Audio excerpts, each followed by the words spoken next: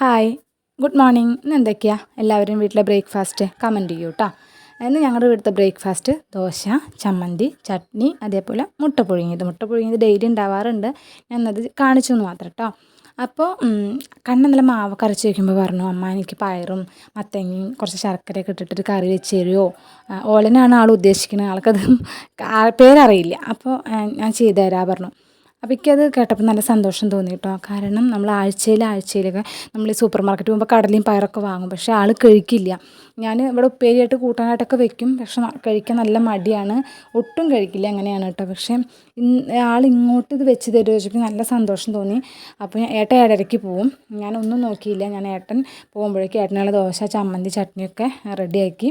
അതുപോലെ കണ്ണൻ 8 മണിക്കാണ് കഴിക്കുക, കുളിയൊക്കെ കഴിഞ്ഞിട്ട്. അപ്പോൾ കണ്ണനുള്ള 8 മണിയാകുമ്പോഴേക്കും നമ്മൾ ഈ മത്തങ്ങയും പയറും ഓലനും വഴുതനങ്ങ ഉപ്പേരിയും കൊണ്ടാട്ടവും പപ്പടം പിന്നെ അവനുള്ള മുട്ട പുഴുങ്ങിയതും അതുപോലെ അച്ചാറും കൂട്ടിയിട്ട് ചോറ് കൊടുക്കണം കേട്ടോ. അവർക്ക് ഒന്നാമത് നല്ല സന്തോഷം തോന്നി ഇന്നത്തെ ദിവസം കേട്ടോ. കണ്ണന് പുറത്തിരുന്ന് കഴിക്കുന്നത് കൂടുതലിഷ്ടം. നാലുപുറമൊക്കെ നോക്കി അങ്ങനെ കഴിക്കും വേഗം. രാവിലെ തിരക്ക് പിടിച്ചൊരു സമയമായിരുന്നു കേട്ടോ. 8 മണി 7:30 നമുക്ക് ഏട്ടനുള്ളതാവണം, 8 മണി നമുക്ക് മുന്നിൽ കഴിക്കാനുള്ളതാവണം. എന്നാലും കൃത്യസമയത്ത് എല്ലാം ആക്കാൻ പറ്റി കേട്ടോ. അപ്പം അത്രയേ ഉള്ളൂ. ബായ്.